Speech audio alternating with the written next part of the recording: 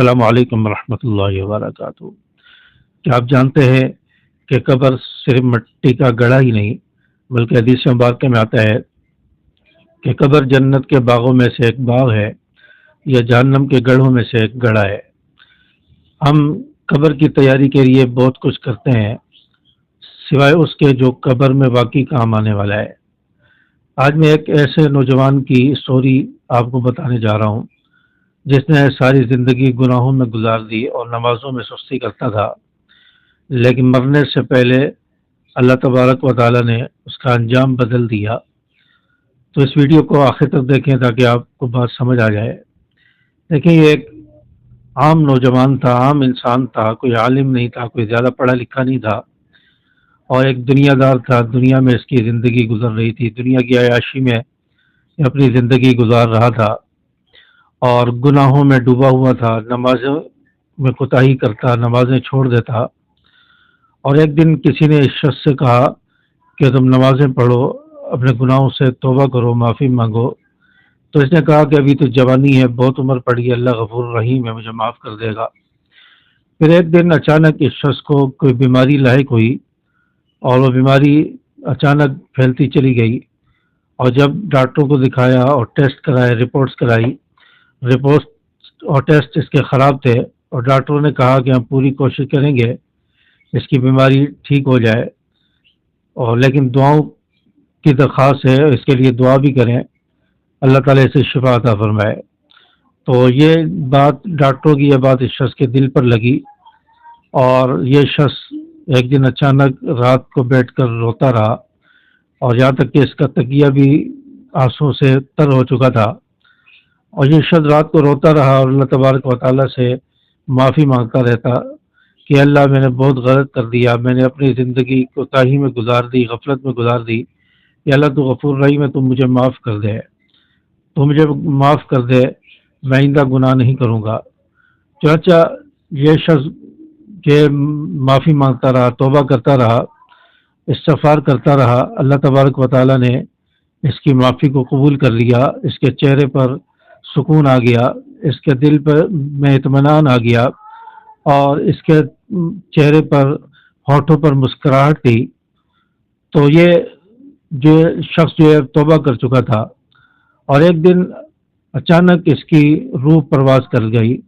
یہ توبہ کر چکا تھا، استغفار بھی کر رہا تھا، چہرہ پرسکون ہو گیا تھا، اطمینان آ گیا تھا، لیکن اس کی چند دن کے بعد موت ہو گئی۔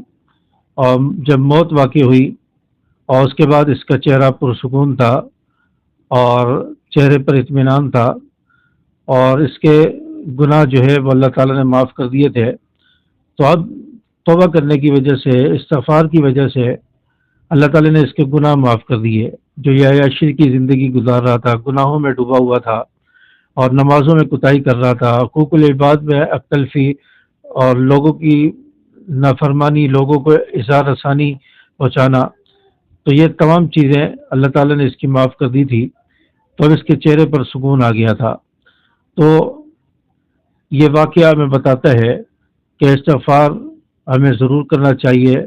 انسان جتنا بھی گناہ گار ہے، جتنا بھی خطا کار ہے، اسے اللہ کے دروازے پر آنا چاہیے، اپنے گناہوں سے معافی مانگنی چاہیے، توبہ کرنی چاہیے، اور دل سے توبہ کرنی چاہیے۔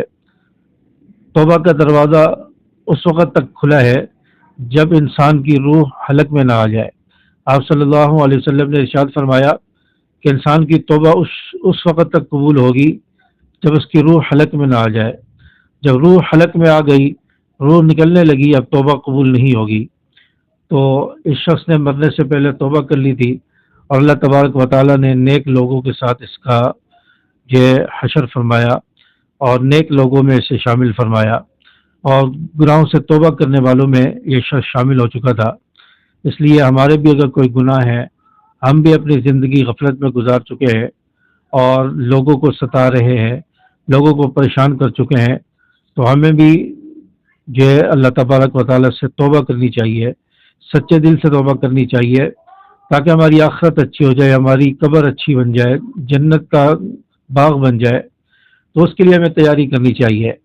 تو استغفار اور توبہ یہ دو اہم باتیں ہیں اور حدیث مبارکہ میں یہاں تک آتا ہے کہ سورج جب مشرق کی بجائے مغرب سے طلوع ہوگا، مشرق کی بجائے، ابھی سورج مشرق سے صبح طلوع ہوتا ہے، فرمایا کہ جب مشرق کی بجائے مغرب سے طلوع ہوگا تو یہ وہ لمحہ ہوگا جب توبہ کا دروازہ بند ہو چکا ہوگا، اب کسی کی توبہ قبول نہیں ہوگی۔